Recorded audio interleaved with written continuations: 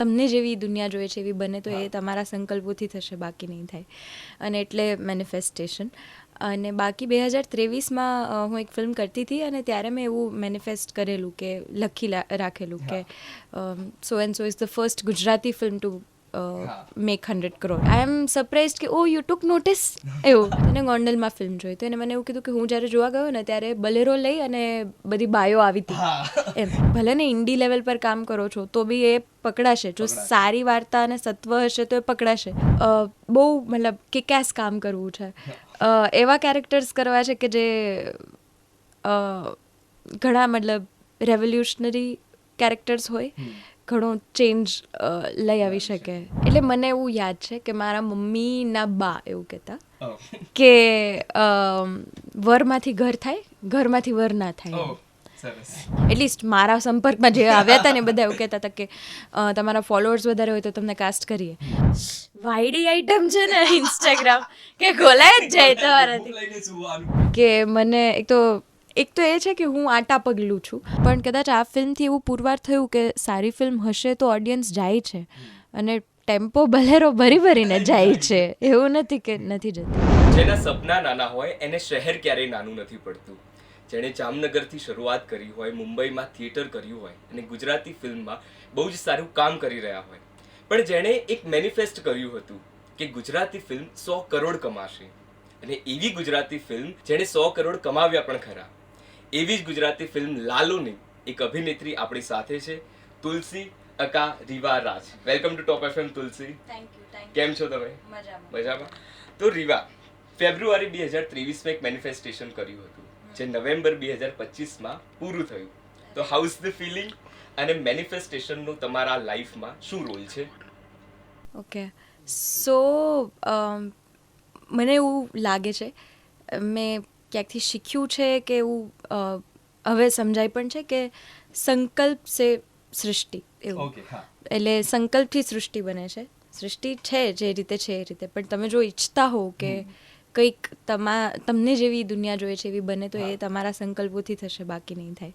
અને એટલે મેનિફેસ્ટેશન. અને બાકી 2023માં હું એક ફિલ્મ કરતી હતી અને ત્યારે મેં એવું મેનિફેસ્ટ કરેલું કે રાખેલું કે so and so is the first Gujarati film to make 100 crore. હા.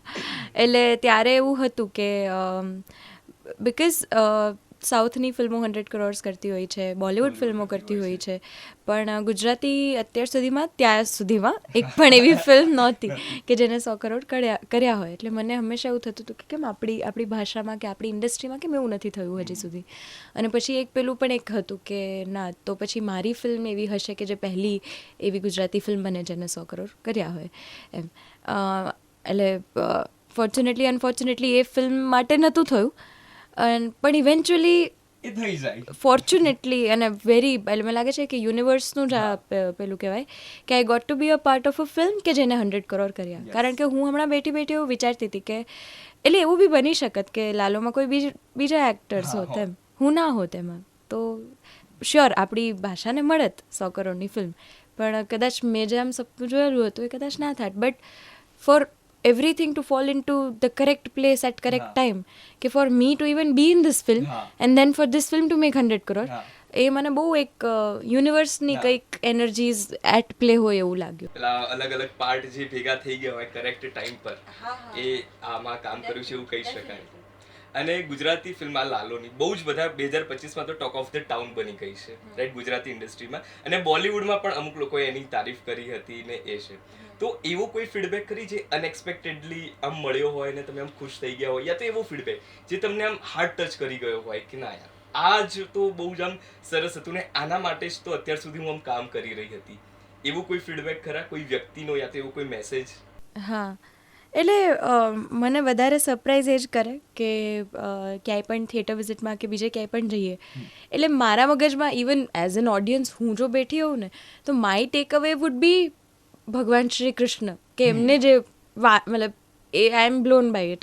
ઓર ઇવન ફોર દેટ મેટર કરણનું જે કેરેક્ટર છે, લાલાનું કેરેક્ટર છે, I will be blown by it. એટલે મને એમ થાય કે વાવ, એ બંને મળી જશે તો પછી કદાચ હું as an audience I don't know હું તુલસી વિશે એટલું વિચારું કે નહીં, આઈ ડોન્ટ નો, પણ ઓડિયન્સ એવરી ટાઈમ યાદ રાખે છે, મતલબ એ લોકો મળવા બી આવે તો ખાસ કરીને બહેનો જે મળવા આવે અને એ લોકોને એટલું રિલેટેબલ લાગે, રેઝોનેટ કરી શકે, એ વસ્તુ મને હંમેશા સરપ્રાઇઝિંગ લાગે, હંમેશા. આઈ ડોન્ટ નો, એટલે અભી અમે ઘણી બધી જગ્યાઓએ જઈને આવ્યા છે, તો હવે કદાચ કોઈક એવું કહે કે સરપ્રાઇઝ ના કરવી જોઈએ આ વાત, પણ કરે છે. આઈ એમ સરપ્રાઇઝ કે ઓ યુ ટુક નોટિસ એવું ઓફ મી, એમ મને ક્યારેક મજા આવે એવું. અને બહુ ઇનિશિયલ ડેઝમાં એક વિડીયો હતો, એક નાની બેબી છે, આઈ થિંક એ અમને કદાચ ભાવનગરમાં મળી, પણ આઈ એમ ફોરગેટિંગ હર નેમ. એટલે આઈ થિંક એના મમ્મીએ કે કોઈ ગાર્ડિયને એવો વિડીયો મૂક્યો હતો કે શી ઇઝ સિટિંગ અને ઇન્ટરવલ પહેલાં જે આખો ડાન્સ સિક્વન્સ છે અને પછી ભગવાન શ્રી કૃષ્ણની એન્ટ્રી થાય છે, તો એટલે એ સિક્વન્સ ચાલી રહી હોય છે અને કેમેરો પેન કરે ને પેલી બેબી પર તો એ રડી રહી છે. તો એટલે એ બહુ ઇનિશિયલ ડેઝમાં આવેલો, પછી તો ઘણું અમે એવું જો એટલે પણ એ મને ત્યારે એ દિવસે એવું ફીલ થયું કે યાર આના માટે જ તો કામ કરીએ છીએ, કે લોકો આપણા કામથી મૂવ થાય, something in them moves and કંઈક એક અલગ મહેસૂસ કરે એ લોકો, કે they feel in a different way એમ. અને બહુ જ એક મારી ઘરની વાત કહું કે આમ મારા ફેમિલીને બહુ ફિલ્મોમાં ને એમાં કંઈ નહીં, કોઈ ફિલ્મ આવે, કઈ રિલીઝ થાય, કંઈ એમને લેવા દેવા નહીં, ક્યાં રહીને હું જોવા જવું નહીં બધું. તો આઈ થિંક હમણાં એક ફંક્શન હતું, તો મારા ફઈને લોકો આવ્યા, કૃણા પેલી લાલુની ટિકિટ બુક કરે ને કે હું દાદી ને કાકી ને બધા જોવા જઈએ, તો આઈ વોઝ લાઈક આ પિક્ચર હવે તોડવું, જે આમના સુધી પહોંચી જાય એ પિક્ચર એટલે હવે કમાઈ ગઈ એ ટાઈપનું.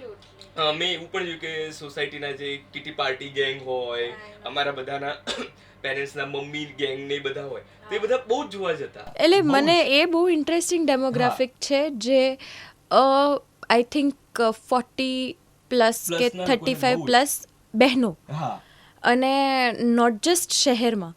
લાઈક મારો એક ફ્રેન્ડ છે જે ગોંડલ રહે છે, તેને ગોંડલમાં ફિલ્મ જોઈ, તો એને મને એવું કીધું કે હું જ્યારે જોવા ગયો ને ત્યારે બલેરો લઈ અને બધી બાયો આવી હતી એમ. એટલે મેં કીધું બલેરોમાં કેમ? એક તો એ કે ગામડામાં એ કે વાહનો એ લોકો પાસે બહુ અમુક લિમિટેડ જ હોય, તો એ લોકો પ્લાન કરે ને કે ટ્રાવેલ કરીને મૂવી જોવા જાય, એટલે મૂવી આમ તો જોવા જ ના જાય, પણ આમ જાય ને ક્યાંય તો આખું આમ બલેરો ભરીને જાય. મહેસાણા પાસે કોઈ ગામડું છે અને ત્યાં ટેમ્પામાં બાયો બધી શાલ નાખી અને ઠંડી છે પાછી, હવે તો ઠંડી સ્ટાર્ટ થઈ ગઈ છે, કે રાત્રે શાલ નાખીને જાય છે બાયો. એ બહુ ઇન્ટરેસ્ટિંગ લાગે છે. અને આ એ જ બહેનો, સ્ત્રીઓ હોય છે કે જે ફિલ્મ પછી મળે છે ને એવું કહે છે કે તમે જે જીવ્યા છો એ અમે ઓલરેડી જીવી ચૂક્યા છીએ, કે આ જે સ્ક્રીન પર થઈ રહ્યું છે એવું અમારી સાથે થઈ ગયું છે. તો ત્યારે સમજાય છે કે આ બહુ કી ડેમોગ્રાફિક છે, જેમાં બહુ કહેવાય ને કે યુનિકલી ફિલ્મ પકડાઈ ગઈ છે. Yes definitely. અને જે આપણે વાત કરી કે 100 કરોડ, હવે આંકડો આમ છપાઈ ગયો છે કે 100 કરોડ લાલો અને લાલાની જે સ્ટારકાસ્ટ છે એ. તો એક બિઝનેસ પર્સપેક્ટિવથી, કેમ કે ગુજરાતી મૂવી માટે બહુ એવું કહેવાતું હોય છે અને બહુ જ સારી મૂવીઝ બને છે, પણ ક્યાંક ને ક્યાંક એવું થતું હોય છે કે ઓડિયન્સ ક્યાંક ઓછી મળે છે, યા તો પછી જેટલું જોઈએ એટલું બોલિવૂડ કરતાં પણ એ કમાણી નથી કરી શકતી. પણ લાલોએ એક બેન્ચમાર્ક સેટ કર્યું છે, તો એ વસ્તુને તમે કઈ રીતે જુઓ છો એઝ અ બિઝનેસ પર્સપેક્ટિવ? અને બીજું કે હવે તમારા પણ એક બેન્ચમાર્ક સેટ થઈ ગયો છે કે એક આવી મૂવીનો તમે પાર્ટ બન્યા છો, તો ફ્યુચરમાં કેવા પ્રકારના રોલ તમને કરવા ગમશે, કેવા પ્રકારનું કામ તમને કરવું ગમશે? સૌથી પહેલાં તો જ્યારે ફિલ્મની કમાણી થાય છે તો મને એવું લાગે છે કે આપણને બધાને ક્યાંક ને ક્યાંક કોન્ફિડન્સ વધે છે. આપણને જે ટાઈપની સ્ટોરીઝ કહેવી છે એ ટાઈપની સ્ટોરીઝ પર કહેવાય ને કે કોન્ફિડન્સ રાખવા માટે. કારણ કે એટલે આ ફિલ્મ પણ જ્યારે અમે બનાવી હતી ત્યારે, એટલે હું તો ઘણી જગ્યાએ એવું કહેતી કે એક ઇન્ડી ફિલ્મ છે એમાં કામ કર્યું છે, કારણ કે આનો સ્કોપ ખબર નહોતી ને ત્યારે, કે આ કે કઈ રીતે વર્ક કરી શકે છે એમ. મને લાગે છે આજે કદાચ અમારી ટીમ કે મારા જેવા આર્ટિસ્ટને આટલો કોન્ફિડન્સ મળ્યો હોય કે તમે ભલે ને ઇન્ડી લેવલ પર કામ કરો છો તો બી એ પકડાશે, જો સારી વાર્તા અને સત્વ હશે તો એ પકડાશે. તો એવા ઘણા બધા આર્ટિસ્ટ કે મેકર્સને એક પ્રકારનો કોન્ફિડન્સ આવ્યો હશે કે આપણે ફેથ રાખીએ આપણે જે વાર્તાઓ કહેવી છે ને એમાં. તો આઈ થિંક એ રીતે ઇટ્સ ઇમ્પોર્ટન્ટ કે બિઝનેસ થાય તો એ કોન્ફિડન્સ બધાને મળે, અને મને લાગે છે આર્ટિસ્ટના પેરેન્ટ્સને મળે મેજર તો કે એ લોકોને એવું થાય તમે કર્યા કરો છો, તમે મથ્યા રાખો છો, તમે આ પ્રકારનું આમ બહુ એટલે મને તો એવું બી કે મૂડી હોય કે સિલેક્ટિવ હોય કે કહેવાય ને કે બહુ પિકી કે એમ એ પણ ક્યારેક એક કોન્વર્ઝેશન થતું હોય તો ત્યારે આપણને બી ખુદને ક્વેશ્ચન થાય કે સિરિયસલી હું એટલું મતલબ પિકી છું, am I not doing the right thing, what is happening એવું. પણ આ વસ્તુ જ્યારે થાય તો વેલિડેશન મળે કે અચ્છા ઓકે મારી ચોઇસીસ પર મારે ફેથ રાખવું છે અને પેરેન્ટ્સને એમ થાય કે ભાઈ આના પર ફેથ રાખવું છે. અને એટલે હું ખાલી મારી વાત નથી કરતી, આઈ થિંક ઘણા બધા એવા આર્ટિસ્ટ હશે જેના પેરેન્ટ્સને એવું હોય કે ભાઈ તમે કરીશું, હા સો યુ વુડ રિલેટ એમ કે તમે બરાબર તો કરશો ને, તમે આમાં કંઈક છે ને આગળ, તમે ખાલી અત્યારે મથ્યા રાખો છો અને પછી આઉટકમ આવા, બિકોઝ પેરેન્ટ્સને હંમેશા એવું જોતું હોય કે તમે સક્સેસફુલ થાવ, આઉટકમ પોઝિટિવ હોય, એ લોકો આપણા માટે એ ઈચ્છતા હોય ઓલવેઝ. એટલે એમને, અને આમાં પાછું પેલું કોર્પોરેટ લેડર કે હાયરાર્કી છે નહીં કે તમે એમ બતાવી શકો ટેન્જિબલ રીતે કે ભાઈ અહીંયા મેં હાયરાર્કી ચડી કે મેં આ વસ્તુમાં હું આગળ છું એમ. સો એ રીતે. અને what was your second question? Like ફ્યુચરમાં કેવા પ્રકારના કામ કરવા માંગશો? બીકોઝ એક સારું બેન્ચમાર્ક તમે સેટ કર્યો છે. તમે કીધું કે તમે અત્યારે મૂડી છો, પિકી છો. ના, એટલે મૂડી પિકી એટલે હું મૂડી પિકી એમ નથી.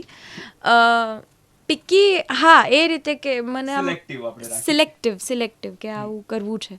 આઈ થિંક આ ફિલ્મ પછી કદાચ એ સારી રીતે વર્ક કરશે એટલા માટે કે હવે સ્કોપ ખુલશે વાર્તાઓ માટે. અને રહી વાત મારે પર્સનલી કઈ પ્રકારનું કામ કરવું છે, તો બહુ મતલબ કિક-એસ કામ કરવું છે. એવા કેરેક્ટર્સ કરવા છે કે જે ઘણા મતલબ રેવોલ્યુશનરી કેરેક્ટર્સ હોય, ઘણો ચેન્જ લઈ આવી શકે. યસ, એવા કરવા છે આમ તો. અને at the end of the day because આવા હોય તો યાદગાર કેરેક્ટર્સ, આઇકોનિક કેરેક્ટર્સ કરવા છે. મેં તો બહુ આમ બોલી દીધું બોલવા માટે, બટ આઈ ડોન્ટ નો. એક ઇન્ટરવ્યુમાં તમે બીજા કોઈ ઇન્ટરવ્યુમાં કહેતા હશો કે આવું મેં કીધું હતું ને આ યુનિવર્સમાં જતું રહ્યું. હવે આપણે વાત કરીએ તુલસીની, તો તુલસીમાં બે આપણે કેરેક્ટરિસ્ટિક્સ જોઈ શકીએ છીએ કે બહુ જ રિલિજિયસ હતા, રાઈટ? બહુ જ રિલિજિયસ. તો રીવા કેટલા રિલિજિયસ છે? હું સ્પિરિચ્યુઅલ છું. એટલે એવું છે કે મેડિટેશન કે એવું કરવાની ટ્રાય કરું, એટલીસ્ટ એવું ટ્રાય કરું કે ક્યાંક ને ક્યાંક હું પોતાની જાત સાથે જોડાયેલી રહું, સેલ્ફ અવેર રહું. કારણ કે મને એટલું સમજાઈ રહ્યું છે કે અત્યારે જે પ્રકારનું કામ ચાલી રહ્યું છે બારે, એમાં અંદરથી અવેર હોવું બહુ જરૂરી છે. તો એ ટ્રાય કરું છું. કદાચ અમુક દિવસોમાં થાય છે, અમુક દિવસોમાં નથી થતું, but at least I M trying. અને રિલિજિયસ એટલે હવેલી ને એમ બધું જવાનું થતું હોય, કારણ કે અમે લોકો પુષ્ટિ માર્ગવાળા જ છે, વૈષ્ણવ છીએ, તો એ રીતે ઓન એન્ડ ઓફ હવેલી જવાનું થતું હોય છે. પણ મારી એક ફર્મ બિલીફ તો છે જ કે એક અલ્ટિમેટ પાવર છે, એક યુનિવર્સમાં એક અલ્ટિમેટ સ્પિરિચ્યુઅલ કોઈક એક શક્તિ છે જે ચલાવી રહી છે. આપણે એને પછી કૃષ્ણનું નામ દઈએ કે બીજા કોઈ ભગવાનનું નામ દઈએ કે ખાલી એને એક એનર્જીનું સ્ત્રોત ગણીએ, but there is something at play. તો એ વસ્તુમાં મારી બિલીફ છે. Same ditto. હું પણ એ જ રીતે એમાં માનું છું કે કંઈક એવું છે, પછી બધા ભલે એને અલગ અલગ નામ આપતા હોય, પણ કંઈક એવું છે કે જે ચલાવી રહ્યું છે ને ચાલી રહ્યું છે. હવે વાત કરીએ પ્રેમની, આપણે થોડું એમાં જઈએ કે આપણે ફિલ્મમાં એટલે કે તુલસીએ બહુ જ એક સારા ફેમિલી બેકગ્રાઉન્ડમાંથી આવતી હતી ને પછી એક પ્રેમમાં પાગલ કહી દો, આપણે ગમે તે કહી દો, કે પછી એક એવા માણસ જોડે ગઈ કે થોડું ફાઇનાન્શિયલી એના કરતાં થોડું લો હતું અને પછી થોડી એને તકલીફો પડીને એ રીતે પડ્યું, રાઈટ? હવે રિયલ લાઈફમાં રીવાને પ્રેમ થાય તો પ્રેમમાં એમને કેટલું એડજસ્ટમેન્ટ કરી શકે? શું ગ્રીન ફ્લેગ રેડ ફ્લેગ છે એમના? કેવી રીતે છે રીવા પ્રેમમાં? શું તુલસી જેવા જ છે કે પછી તો ડિફરન્ટ? સવાલ પૂછી લીધો. એટલે મને એમ થાય છે કે કારણ કે મલ્ટિપલ સવાલ પૂછી લીધા, એટલે હું કહું છું કઈ રીતે આન્સર કરું આનો એમ. એટલે મને એવું યાદ છે કે મારા મમ્મીના બા એવું કહેતા કે વરમાંથી ઘર થાય, ઘરમાંથી વર ના થાય. એટલે એ હું ફોલો કરવાની કોશિશ કરું. મને જો કદાચ વ્યક્તિમાં પોટેન્શિયલ દેખાય તો મને એ હું જોવાનું વધારે પસંદ કરીશ, ના કે એની પાસે હાલમાં શું છે. એટલે એ તો એવી રીતે છે. આપણે ગ્રીન ફ્લેગ રેડ ફ્લેગની થોડી વાત કરીએ કે what is the red flag in boy? If તમે કોઈ બોયને પસંદ કરવા માંગતો અને what is the green flag for you? Honesty, sincerity, એ બધું તો ગ્રીન ફ્લેગ છે. અને બસ ફ્રીડમ આપવી ને એ બધી ગ્રીન ફ્લેગ. બસ આ બધું જે ના હોય એ બધું રેડ ફ્લેગ છે. ગ્રીન ફ્લેગ સિવાયનું બધું રેડ ફ્લેગ. હા. ઓકે. હવે તમે પણ સોશિયલ મીડિયા પર થોડા એક્ટિવ છો, ફિલ્મમાં પણ થોડું બતાવ્યું છે કે સોશિયલ મીડિયાનું છે ને એ, રાઈટ? હવે અત્યારે એવું ચાલી રહ્યું છે કે કોઈ પણ એક્ટરને જ્યારે કાસ્ટિંગ માટે કોલ આવતો હોય તો સોશિયલ મીડિયા ફોલોઅર્સ જોતા હોય છે, રાઈટ? તો તમને એવું ક્યારેય ફીલ થયું યા તો એવું તમે ફેસ કર્યું છે સોશિયલ મીડિયા ફોલોઅર પ્રેશર? અને કોઈ એક્ટરની લાઈફમાં જેમને એક્ટર બનવું છે યા તો બની રહ્યા છે, તો એમના માટે સોશિયલ મીડિયા કેટલો ઇમ્પોર્ટન્સ પાર્ટ છે? એટલે વેરી ઇનિશિયલી આઈ થિંક 2019 કે 20માં હું જ્યારે કોલેજમાં હતી ત્યારે એક એવું વચ્ચે એમ ચીલો ચાલતો હતો કે બધા જ કાસ્ટિંગ ડિરેક્ટર્સ છે ને એવું કહેતા હતા, એટલીસ્ટ મારા સંપર્કમાં જે આવ્યા હતા ને બધા એવું કહેતા હતા કે તમારા ફોલોઅર્સ વધારે હોય તો તમને કાસ્ટ કરીએ. અને ત્યારે આપણે નાના હોઈએ, ઇનોસન્ટ હોઈએ, તો તમને એવું થાય અચ્છા આવું કરવાનું. અને એ પાછું યુથનું એક એનર્જી પણ પેલી હોય ને, સામ દામ દંડ ભેદ, તમને ગમે એમ કરીને કામ કરવું હોય એ વાળું. તો ત્યારે મને એવું હતું કે એટલે પછી હું ઇન્સ્ટાગ્રામ પર એ રીતે, એ મારી ફ્રેન્ડે બી મને શીખવ્યું હતું કે તારે છે ને આ રીતે પોસ્ટ કરવાનું. અને એ પણ ખુદ બી ત્યારે એક્ટિંગ માટે જ ટ્રાય કરતી હતી કે તારે રેગ્યુલરલી આવું એક વિડીયો નાખવાનો, એક આવો ફોટો નાખવાનો, આમ કરવાનું, તેમ કરવાનું, કારણ કે આનાથી ફોલોઅર્સ વધશે અને પછી આપણને કામ મળશે. એટલે અમે પાછા ઇનોસેન્ટ, અમે બે ઉપાયો પછી ફોલો બી કરતા હતા 2 જણા સાથે. અને પછી કરતા ગયા પોસ્ટ. ત્યારે એટલું સમજાતું હતું કે એ સમયમાં જે ક્રિએટર્સ કે I don't know influencers post કરતા હતા ને, એ મારું ગજુ નહીં, મારું કામ જ નહીં, એ મને સમજાઈ ગયું હતું. એટલે મેં મારી ફ્રેન્ડને કીધું આ બધું તો નહીં થાય, આપણે શું કરી શકીએ કે જે આપણાથી થાય, જે આપણને શોભે પાછું, એમ કે આપણે કરી તો નાખીએ, ગાંડા ના લાગીએ એમ. એટલે પછી એક ફિલ્મી ફ્રાઈડે કરીને સિરીઝ સ્ટાર્ટ કરેલી. અને એમાં પછી બધા જ, હા, એટલે એ તો એક અલગ, હા, ફિલ્મી ફ્રાઈડે એવું હતું કે એમાં ફિલ્મનો સીન હોય ને એ રીક્રિએટ કરીએ, એટલે અવાજ ને એક્ટિંગ ને બધું આપણું જ, એમ ડબ સ્મેશ કે એવું નહીં કે તમે ખાલી લિપસિંગ કરો છો, એ કરતા હતા. અને પછી એક એવું બી કાઢ્યું હતું કે ઓડિશનમાં એટલા બ્લૂપર્સ આવતા હતા ને કે પેલું સેલ્ફ ટેપ સેટરડે જેવું કાઢ્યું હતું કે સેલ્ફ ટેપ સેટરડેમાં જે પણ સેલ્ફ ટેપ કર્યું હોય એના જે ભગા માર્યા હોય એનું એક વિડીયો કોલાજ જેવું ને મૂકતા હતા. અને પછી ઇવેન્ચ્યુઅલી આ બધું કરતાં કરતાં એવું એક થઈ ગયું કે I don't think followers are necessary for actors. If someone genuinely likes your work and wants to cast you, તો એ તમારું ઇન્સ્ટાગ્રામ જોઈને તમને કાસ્ટ નહીં કરે, તમારી એક્ટિંગ જોઈને કાસ્ટ કરશે. અને પહેલાં એવું હતું બી કદાચ અમુક અંશે. મને એવું લાગે છે કે સમય જતાં હવે નાવ મોર દેન એવર ફોલોઅર્સનું જતું રહ્યું છે, સાવ જતું રહ્યું છે. કારણ કે હિન્દી OTTમાં બી હું કેટલા એવા એક્ટર્સ જોઉં છું કે જેમના નથી હોતા એટલા ફોલોઅર્સ હોય છે એમ, પણ એ લોકો કરે છે ને કામ, હિન્દી OTTમાં બી કામ, હા, મળે છે. એટલે આઈ થિંક એ પહેલાં વચ્ચે એક ક્રેઝ હતો પણ હવે નથી રહ્યો. એટલે even if you are using social media તો એ તમારી મનની મોજ માટે કરો, તમને પોતાની જાતને એક્સપ્રેસ કરવા માટે કરો, એ અલગ વાત છે. બટ હા, અને મને એવું લાગે છે હવે કે હું જો એક્ટર ના હોત તો હું ઇન્સ્ટાગ્રામ ત્યારે બી ના ખોલત એમ. એટલું હવે એટલું ઓવર થઈ ગયું છે. ઇન્ફોર્મેશન બહુ જ બધી જગ્યાએથી તમને મળે, પછી એમ થઈ જાય કે દિમાગ ક્યાં દોડાવવું. મેં એક નિયમ કરી લીધો છે કે રાત્રે સૂતા પહેલા અડધો કલાક અને સવારે ઉઠીને અડધો કલાક ખોલવાનું જ નહીં. મેં વચ્ચે એવું કર્યું હતું, પછી એ ફોલો નથી થતું. એટલું વાયડી આઈટમ છે ને ઇન્સ્ટાગ્રામ કે ખોલાય જ જાય તમારાથી. પણ એટલે ગિવન અ ચોઇસ, જો આજે કામ ઇન્સ્ટાગ્રામ પર ના હોત ને તો ના કરત.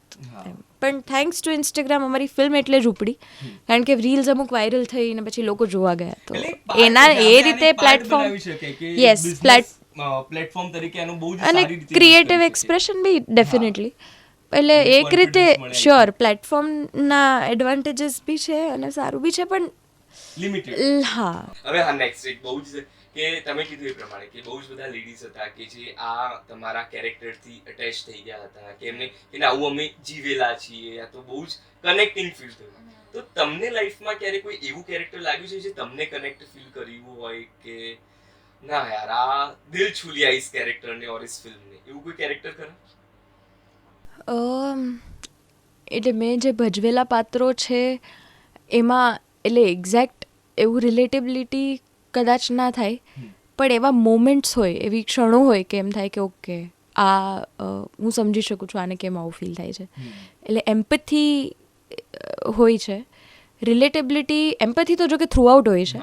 રિલેટેબિલિટી નથી હોતી. રિલેટેબિલિટી ખાલી કદાચ ઇમોશન વાઇઝ હોઈ શકે કે અચ્છા આને આવું બોલતા બોલતા રડવું આવી શકે, કારણ કે રીવાને બી બોલતા બોલતા ઘણી વાર રડવું આવી જાય છે, તો ઇટ્સ ફેર એવું એ પ્રકારનું. બહુ મેજર નહીં. તમારા સિવાયના બીજા કોઈ કેરેક્ટર સાથે જે તમને આમ બહુ જ અટેચમેન્ટ ફીલ થયું હોય, કે જેમ કે હું મારી વાત કરું તો મને તમાશાના વીર સાથે બહુ જ આમ કે ના યાર આ પ્રકારનું કેરેક્ટર યા તો આ લાઈફ સાથે યા તો ક્યાંક કોઈ એક લાઈફના મોમેન્ટ સાથે કનેક્ટેડ થઈ રહ્યું છે. હા, કોઈ કેરેક્ટર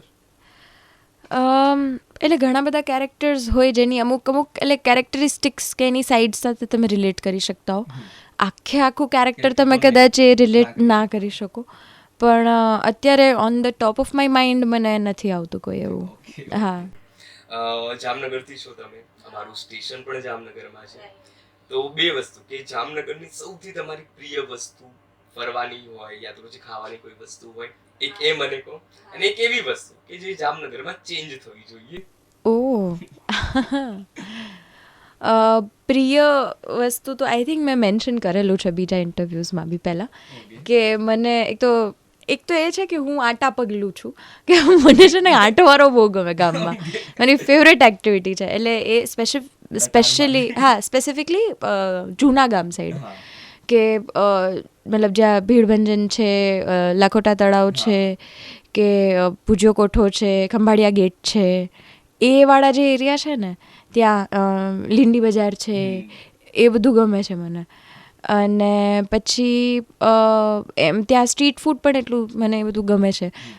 બ્રેડ કટકા, જોટા, ઘૂઘરા, પછી પાન જામનગરના, એટલે એ બધું બહુ પસંદ છે. અને ના ગમતું એવું તો મને મને એવું ચેન્જ માટે કાં તો કદાચ એવું પણ છે કે હું ઘણા સમયથી બહુ સમય નથી હું ગાળી શકી જામનગરમાં. કામમાં વ્યસ્તતા એટલી હોય છે કે બારે ટ્રાવેલિંગ વધારે રહ્યું છે, એટલે એવું છે નહીં કે હું બહુ જામનગરમાં હમણાં છેલ્લા 4-5 મહિનામાં રોકાઈ હોઉં. એટલે મને એવી ખામીઓ નથી દેખાતી. હું જ્યારે બી જાઉં તો ઉલટાનું મને એમ હોમસિક ફીલ થતું હોય તો ત્યારે પેલું એક વોર્મથ જ મળે છે જામનગર પાસેથી. હવે લાસ્ટ સવાલ, એક મેસેજ ઓડિયન્સ માટે કે જેમણે 100 કરોડ સુધી આ ફિલ્મને પહોંચાડી છે, તો તમે ઓડિયન્સને શું કહેવા માંગશો? બસ આભાર માનવા માંગીશ કે થેન્ક યુ સો મચ.